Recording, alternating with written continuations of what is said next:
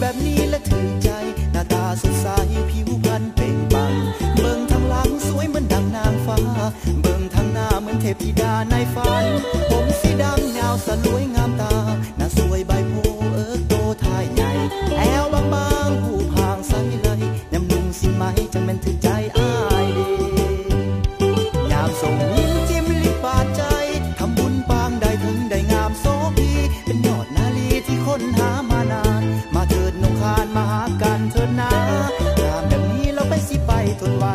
จะเบิ่งทางใดก็สวยงามไปทั่วงามแต่หัวลงไปหอดปลายตีนอยากคืนกินเจ้าเด้มันถือใจ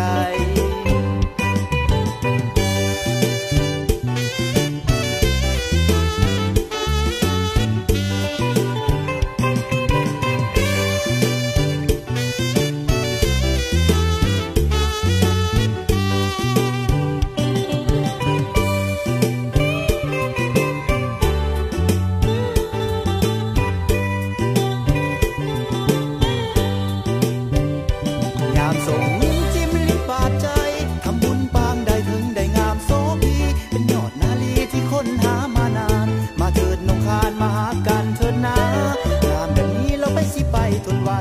จะเบิ่งทางใดก็สวยงามไปทั่วงามแต่หัวลงไปหอดปลายตีนอยากคืนกินเจ้าเด้มันถือใจอยากคืนกินเจ้าเด้มัน